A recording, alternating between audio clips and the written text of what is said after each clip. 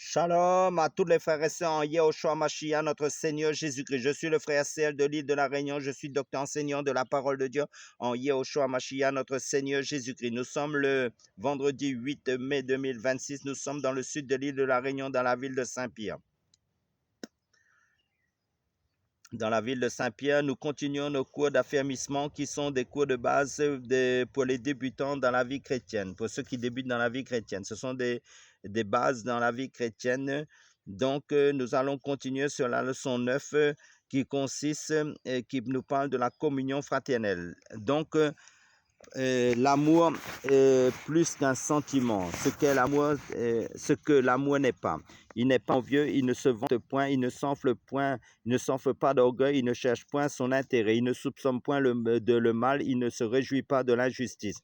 C'est ici mon commandement, aimez-vous les uns les autres comme je vous ai aimé. Jésus reprit donc la parole et leur dit, en vérité, je vous le dis, le Fils ne peut rien faire de lui-même. Il ne fait que ce qu'il voit faire au Père. Et tout ce que le Père fait, le Fils aussi le fait pareillement. Selon Jean chapitre 15, verset 12 et Jean chapitre 5, verset 19. 1 Corinthiens chapitre 13, verset 1 à 8.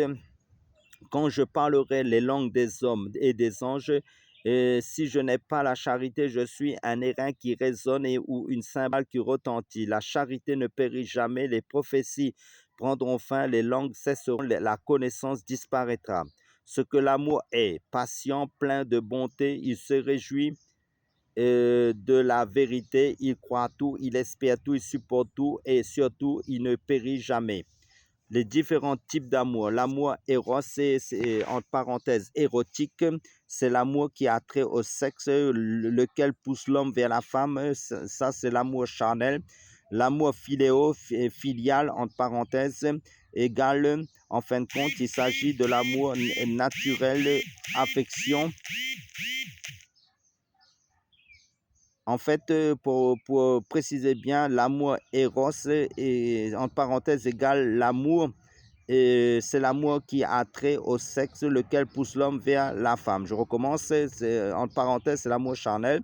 L'amour philéo, et entre parenthèses, c'est filial, égal. Il s'agit de l'amour naturel, affection, ça veut dire frère et sœur, c'est l'amour de la famille, et de sang, vous voyez. Et l'amour agapé, égal, il s'agit de l'amour désintéressé et c'est l'amour divin, l'amour selon Dieu. Comme c'est dit dans Romains chapitre 5, verset 5, il nous dit l'amour de Dieu répandu dans nos cœurs par le Saint-Esprit. En fin de compte, c'est Dieu lui-même dans nos cœurs, c'est son amour. Comme c'est dit dans 1 Corinthiens chapitre 13, verset 1 à 8, quand je parlerai, non plutôt, passion, l'amour est patient, plein de bonté, il se réjouit de la vérité, ça veut dire de la parole de Dieu. Quand je parle de la vérité, ça veut dire de la parole de Dieu. Il croit tout, il espère qui est la Bible, il supporte tout et il ne périt jamais. Donc, caractéristique de l'amour de Dieu. Matthieu chapitre 5, verset 44 à 46, en fin de compte, que vous lirez aussi, je vous laisse à lire chez vous. Romains chapitre 12, verset 9 à 15, que je vous laisse aussi à lire chez vous, ou de lire dans vos Bibles personnellement, car vous devez travailler aussi pour être dans les bases de la parole. 1 Thessaloniciens chapitre 3, verset 12, à lire aussi dans la Bible. Prévenant, zélé pour exercer le bien à l'encontre de l'autre. Philippiens chapitre 2, verset 3 à 4. Romains chapitre 15, verset 2. Romains chapitre 12, verset 13 et Galates chapitre 6, verset 10. C'est l'accomplissement de la bénédiction prioritairement dans la vie chrétienne. Premier accomplissement dans la vie de ceux qui croient. Alléluia.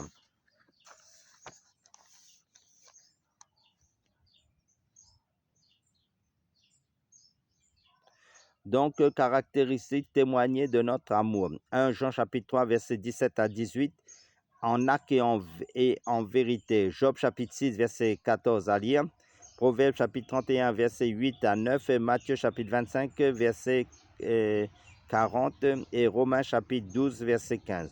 Jacques chapitre 2, verset 15 à 16. Luc chapitre 14, verset 13 à 14. Hébreux chapitre 6, verset 10. Et Galates chapitre 2, verset 9 à 10. Jérémie chapitre 22, verset 16. pas de condamnation, mais de la compassion.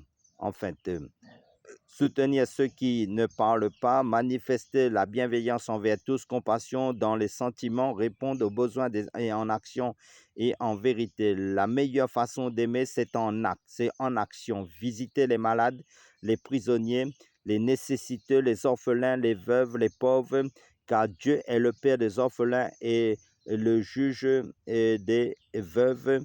Euh, euh, le psaume chapitre 68, verset 6, a dit aussi, exercer l'hospitalité à l'endroit où de tout le monde, dans les fractions de pain, dans le paiement des travailleurs. Jacques chapitre 5, verset 4, si vous avez des travailleurs qui travaillent chez vous. Lié à Jacques chapitre 5, verset 4 aussi, s'occuper des veuves, des orphelins, des nécessiteux, des pauvres, être sensible à la misère des autres. Job chapitre 6, verset 14, il y a aussi Proverbe chapitre 31, verset 8 à 9. Jacques chapitre 2, verset 9. Là, nous étions dans la leçon, en fin de compte, 10, leçon 9, dans la partie 10 de la vidéo, la communion fraternelle. Amen. Donc, il y a aussi Tite chapitre 2, verset 2 à 8. Et il y a aussi Tite 1 Timothée, chapitre 5, verset 1 à 2.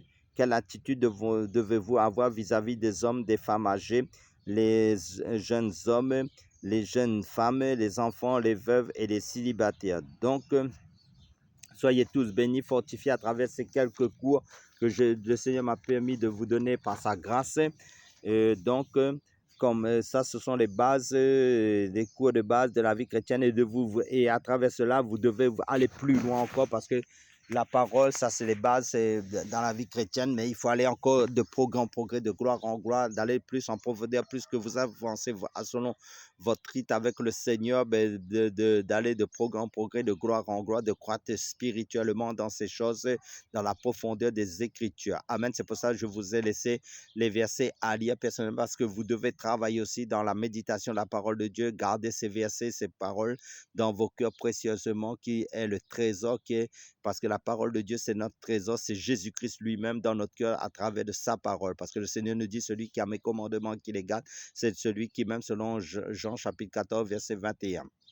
Et celui qui obéit à ma parole, qui fait ma volonté, en fin de compte, c'est ma famille, dit le Seigneur. Amen, alléluia. Soyez tous bénis, fortifiés à travers ces quelques cours d'affermissement en notre Seigneur Yahushua Mashiach, notre Seigneur Jésus-Christ. Amen.